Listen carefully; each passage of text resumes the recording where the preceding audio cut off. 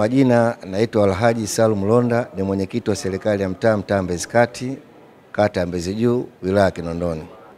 Hali ya usalama kwa kweli katika mtaa wangu ni nzuri na ni nzuri hasa kwa sababu wapiga kura karibia wote nawajua, na hakutotokea na vurugu wala shughuli ya aina yote, kwa sababu kama nilivyosema awali wote nawafahamu, na mwitikio wa wapiga kura ni uko mwingi, na mpaka wengine mpaka leo hii asubuhi walikuwa wanaulizia kuhusu kadi zao ambazo wengine wamepoteza. Nikaambia wafuate maelekezo ya Tume Huru ya Uchaguzi, na wale wenye leseni ambao neno zao zimepotea wanaweza kwenda kupiga kura kama kawaida. Wale wasiojiweza kwa kweli tutakuwa na utaratibu wetu maalum ambao kuweza kuwachukua usafiri wa kawaida kama kina mama wajawazito, na wale ambao hawajiwezi kabisa tunaweza tukatafutia hata usafiri mbadala, yani kwa maana ya bajaji au hata taxi kwa ajili ya kuwapeleka katika vituo vya kupiga kura, ili mradi kila mtu haki yake ende sahihi kabisa kupiga kura.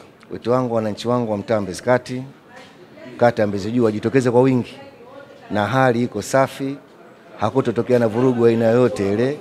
Ulinzi uko vizuri, tumejipanga.